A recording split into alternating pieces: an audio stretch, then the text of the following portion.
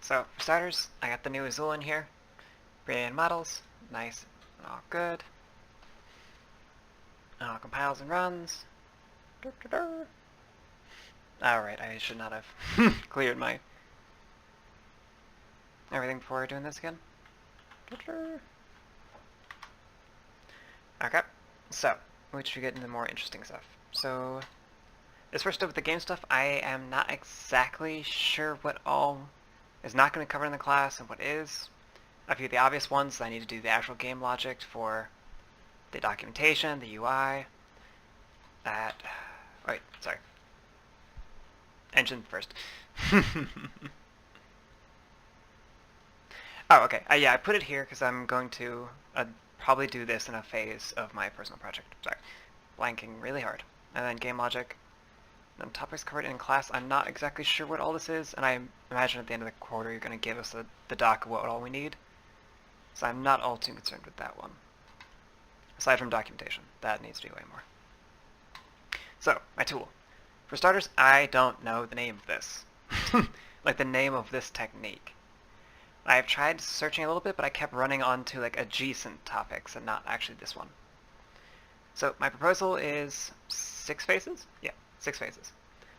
So for the first week, I just implement the pseudocode that I showed you a few weeks, like last week, of just recording data points.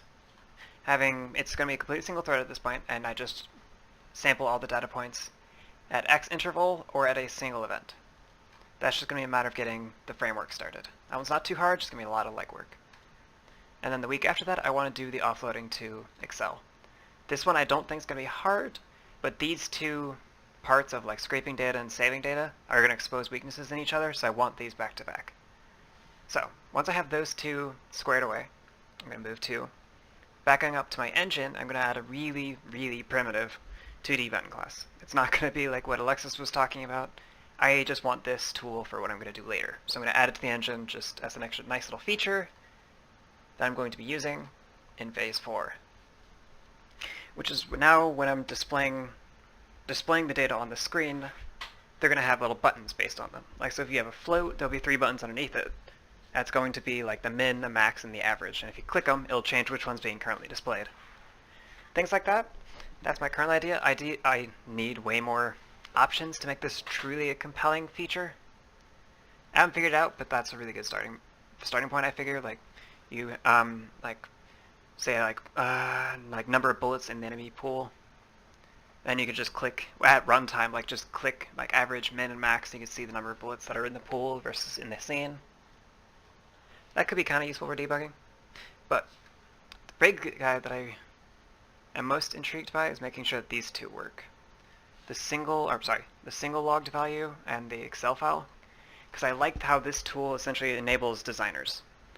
So if I have someone play my game like 20 times and I just save a whole bunch of like endgame data and load that into an Excel file, now I could just dump all of that game data about like player, like how long they played, player score, all sorts of fun like game design issues, and just dump that in an Excel file and just dump that to designers.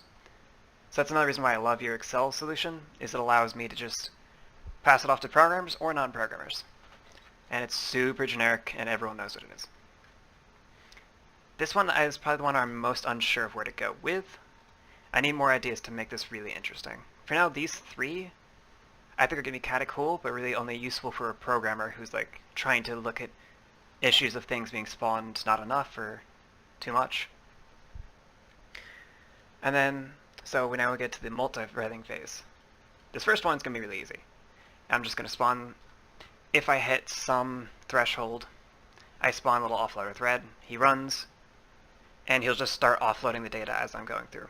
I can just make all of my lists and data structures multi-threading safe, so that the game engine thread and the offloader thread will sometimes stop for each other, but it's not going to be an issue.